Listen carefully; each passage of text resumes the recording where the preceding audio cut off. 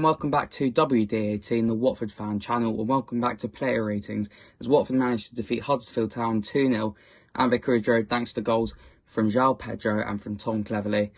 Kind of a game that really summarised Watford's season. It was a very meh game. The first half I thought we were dreadful. Perhaps looking back on it, I was a bit being too critical of it, considering what was coming in the second half. We were more on the front foot and we were much better.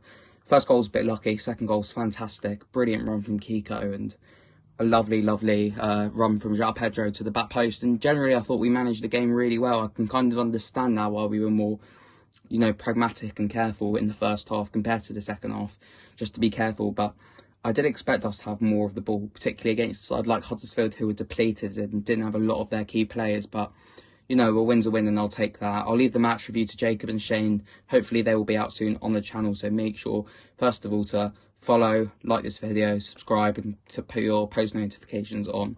So starting off in goal, Daniel Backman. First of all, can I just say I am so happy that he got his first start in the Championship for Watford.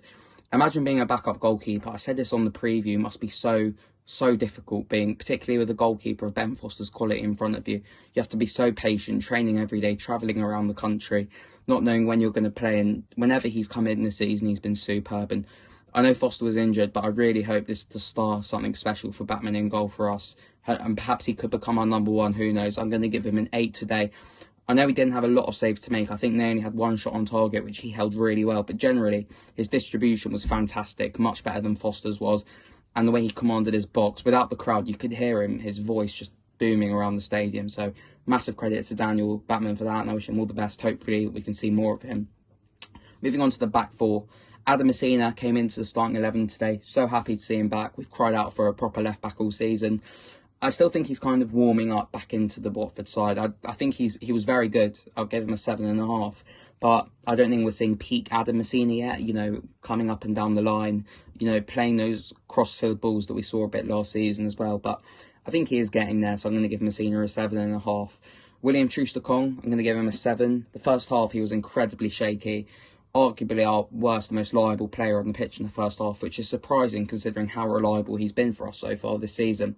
But the second half, he was solid and again, led by example with his leadership. So I'm going to give him a 7 out of 10. Alta, 8.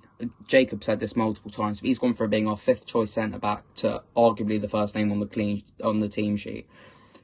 He's been incredible. He's absolutely solid. I'm buzzing for him as well because he's had to be patient to get his chance, and it just seemed another really good bit of Potso business in there on the cheap. And he seems to be a really good player. So I'm going to give him an 8 out of 10, and hopefully we can see more from him. Now, Kiko Feminea, I'm going to give him an 8.5. Fantastic. Again, that assist as well. Unbelievable. The touch inside to turn the defender inside out. I can hardly fault Kiko this season. By a mile, he's been our player of the season. I'm buzzing for him as well because we know how close he was to leaving in the summer, and to see him do well now is so good. And if we are going to go up, we need a player of his standard and quality to continue playing well this season.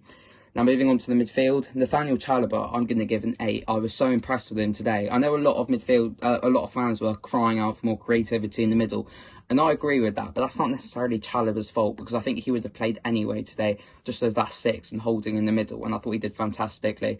He broke the play up and he got a lot of tackles in there, he got very physical. And I'm buzzing for Chalabar because slowly but surely I think we are seeing the best of him again. Sometimes he is a scapegoat, even by me. Sometimes I'm too critical on him, but today I thought he was really good. The other central midfielder, Cleverley, I'm going to give him a 7.5. I thought his energy off the ball today was so good, and that kind of epitomised in his goal today, the running and the energy and the desire to get the ball off the goalkeeper. And that, I think, really summed up Cleverley this season for us, that technically, while he might not be the best player, you know what you're going to get from Cleverley, which is 100%. So I'm going to give Tom a 7.5, and hopefully we can see more of him as well, because he's a really important asset to this Watford squad.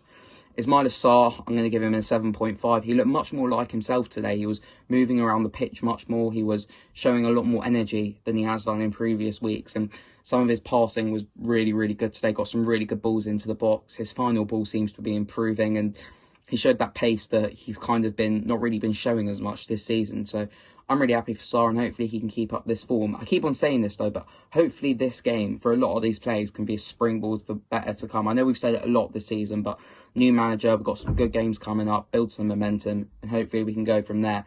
Ken Sema, I'm going to give him a 7. Again, he hasn't really, I'll say this again about him, he hasn't been the same since he's come back from COVID. It used to always be get the ball out to Sema and he'll do something, but at times he just seems to be a bit sluggish on the ball. I don't know if that's the best way to say it, but still, I don't think he necessarily did anything wrong, just not as good as he was in the early stages of the season.